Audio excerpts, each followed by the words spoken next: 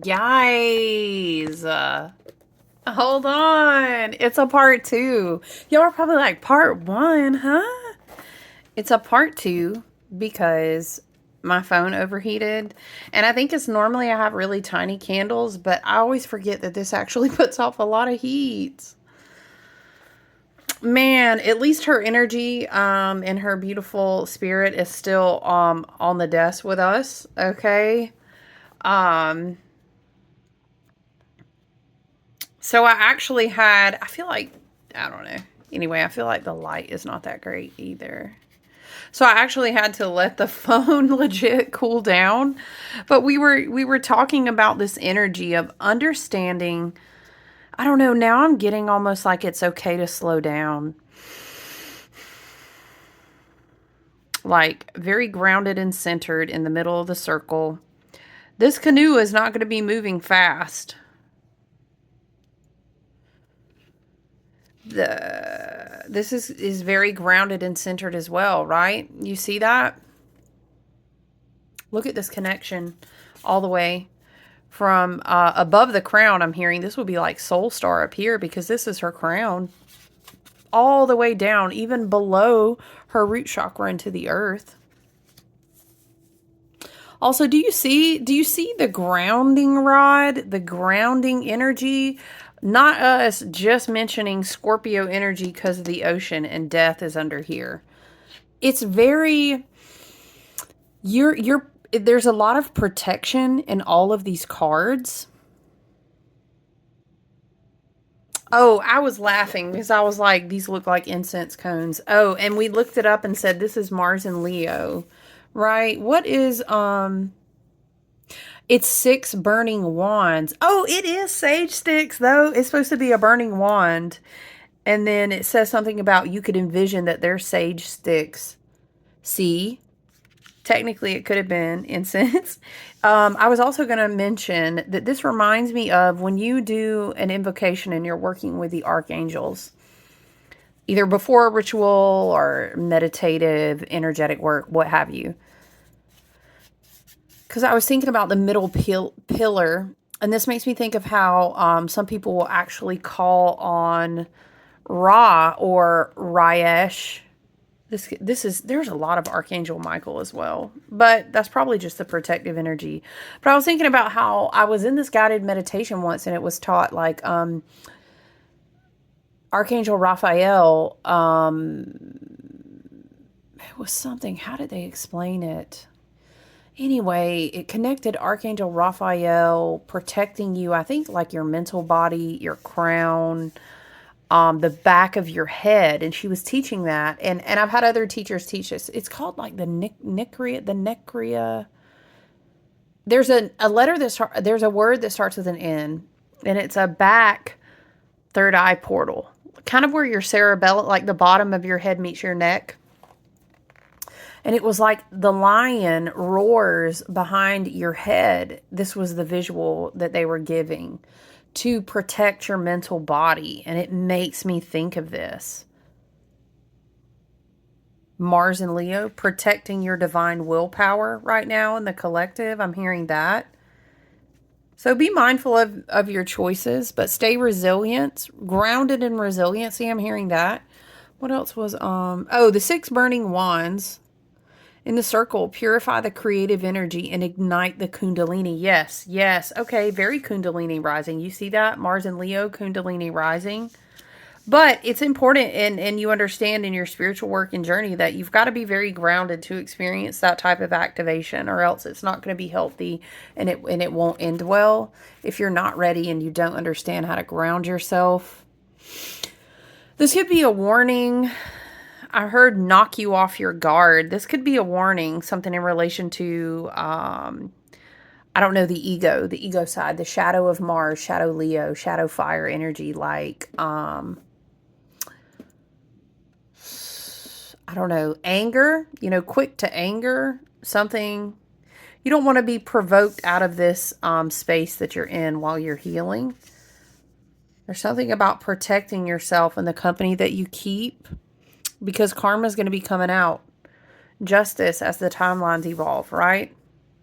So we need to be mindful of that. Also, holding yourself accountable, creative energy, spiritual transformation, resiliency are coming through a lot. I love this Justice card. Know how to pick your battles, it says underneath that Seven of Wands. I'm curious about the Justice card.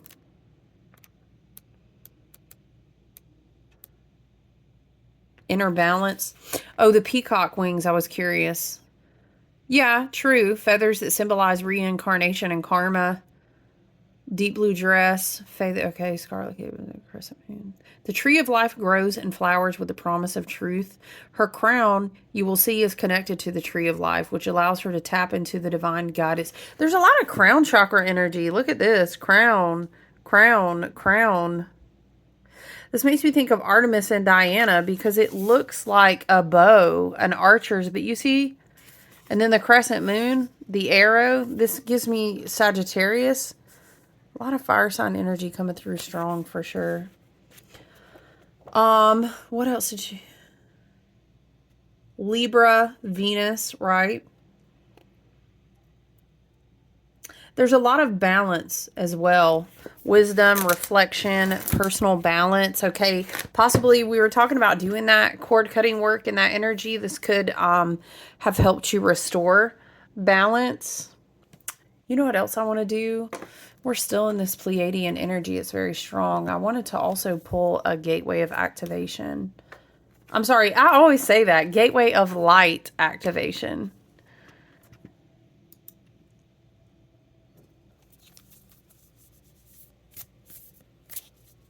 Yep, Saturn at that 29th degree. Very powerful.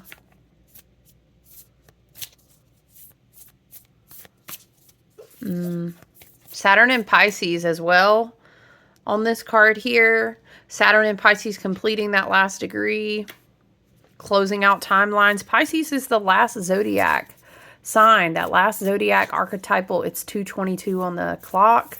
Zodiac on the wheel, right? So your ancestors are guiding you while you close out the end of the chapters, these timelines. And for us, it could look different on all of our timelines, right? Be grounded in the present. Grounding. So much grounding energy coming through because a lot's going to be going on when this Gemini energy starts coming into play. Energetic boundaries are going to be really important. There's a lot of boundary energy. You see the swords, the burning wands, and then here as well. Be resilient in how you practice energetic boundaries, spiritual cleansing, energetic protection, because it's a lot of like, oh my gosh, am I really about to have to eat this karma? Yes, yes you are. Okay, we have Sirius Star blessings. Sirius Star. Wow, Holy Grail on the bottom. We were talking about that energy in relation to this deck. I feel like we have to read Holy Grail now.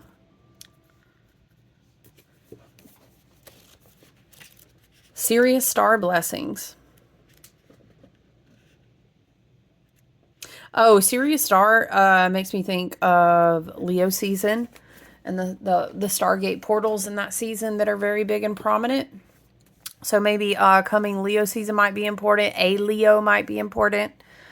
Do you have fixed star, Sirius Star energy that influences that in your chart? Did you know you can look that up? You can. Yes, proceed, be seen, push through. Okay, I could see push through energy here for sure. Sirius is the brightest star in the sky and was of the utmost importance to the ancient Egyptians. In fact, weren't we saying Ma'at? Yeah. In fact, our current new year was celebrated as the coming of Sopdet, the goddess queen of Sirius, as during the last week of December, Sirius can be found high in the sky between midnight and dawn. The Sirius star system is the home of a race of humanoid beings who most likely live in a dimension higher than our own. It is believed that these beings can be contacted through spiritual practice Okay, so there could be a spirit guide that's trying to reach out and bring a message through. This could be in meditation. It could be in guided journey. It could be in dream time. You can set all those different intentions as to what naturally works best, because we got flowing water, and it's almost like tapped into this flowing water, which makes me think of, look at the similar colors and then all the stars. This could help you in this aligning your divine will to your purpose. This is how I'm hearing it. Tuning into them can enable us to receive high frequency spiritual downloads. This card draws the bright light of Sirius and the support of Sirian star beings into our world. When it comes to us, it helps us find light in moments of darkness and uncertainty, and to continue on. If you feel strongly connected to Sirius and its star beings, it's likely you are connected to them on a spiritual level, and if you take time to locate the star in the sky, you might even have a sense of coming home. Find an image of Sirius online or look for the star in the sky. Imagine a great beam of light coming down. See, this reminds me so much of the middle pillar meditation. You can definitely Google and check that out. It's a really powerful one to help you circulate light in your energy body. Imagine a great beam of light coming down from it and washing over your being, knowing that the electric blue frequency will be supporting you as you move forward. The message that comes through this gateway is a giant yes. It brings, okay, so, this cord cutting, this release, this active release, remember we have the death card underneath here, could open the gateway for this yes energy to come through, and this can be applicable on wherever you find yourself looking for this manifestation to come through in your own timeline, in your own journey, right? Career related, it could be, I don't know, spiritually for sure, health, personal, creative, or spiritual journeys in your job. Take it as you will, right? Know that the electric blue frequency will be supporting you as you move forward. The message that comes through with this gateway is a giant yes. It brings the energy of wishing on a star and seeing that wish come true. This is a time for you to move forward with any projects or ideas that you have felt called to carry out. There is an energy of positivity, abundance, and excitement surrounding you at this time. Whatever dreams you've been revisiting recently aren't dreams, but premonitions. Know that whatever you're connecting with on the inside is soon to be something you'll be experiencing in the physical. So think about what you desire instead of what you fear. See yourself celebrating as if your wildest dreams have come true. And as you do so, you'll be creating the perfect energy for them to manifest into your world. Wow, that's really powerful. It reminds me of the practice, which I do. I would encourage you to try it, is like writing down affirmations or gratitude statements for things that haven't manifested as if you've already received them. And then kind of wrapping it up with like, I thank you for these things that are already on their way to me, or something like this. It's a very powerful practice. Maybe someone is doing manifestation or abundant work. I know that I have been doing that a lot personally throughout Taurus season. I still have an altar going right now. Child, look. We are going to get there. Okay, here it is. Let's also read a Holy Grail. Beautiful. So pretty.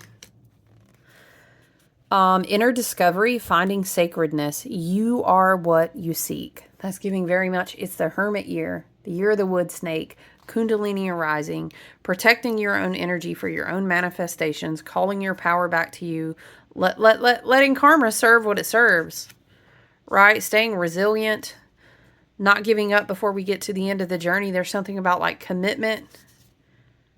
Yeah, look at that. 6 of Wands under death. This is what I was just saying. Whether it was a cord cutting, or releasing a person, really integrating and transmuting an old version of yourself, or maybe even of your traumas or something like this, has opened the way for this yes energy to come through. And that's also supported here. Death leads to the 6 of Wands. The Holy Grail has been a mystery for thousands of years. Many believe that it was the cup that Jesus drank from the Last Supper, or that was used to collect his blood at the crucifixion, while others believe that it was a person, possibly Mary Magdalene. It's really interesting, this frequency, because I was literally explaining how this deck felt so Avalonian to me. And if you know about these bloodlines and these ancestry and Avalon and the Grail being a child. Anyway, I can't dip you down that portal. You got to go there yourself. But it's a frequency that's coming through here. It's like ancestral DNA being restored to a higher tier. This is how Spirit is saying it to me. It had to do with a womb that had to be protected. Okay, I don't know. That can also be metaphorical for someone who's trying to create something totally new, who maybe feels a little bit of burnout or exhaustion. It's okay to rest, Spirit is saying, but protect your energy. Sometimes rest is doing that. Okay. It's also been described as a stone, a dish, and a cauldron.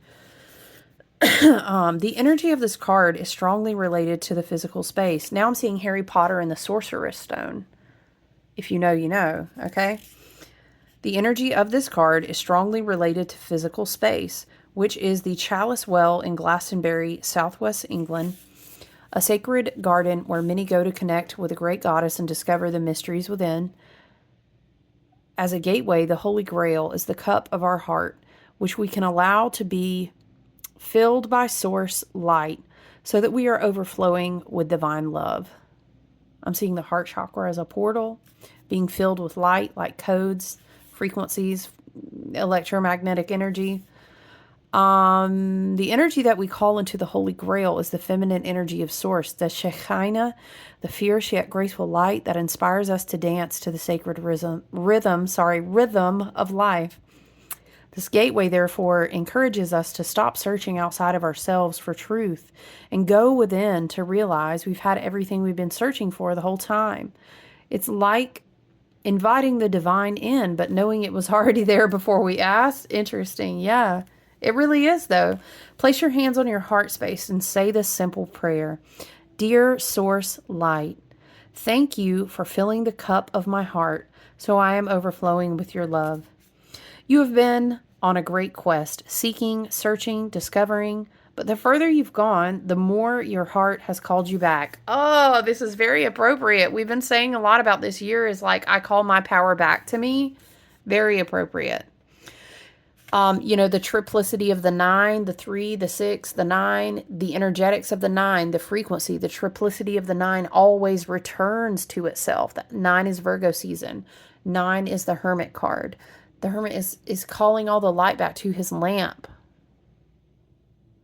Okay, we could go on and on down that pathway.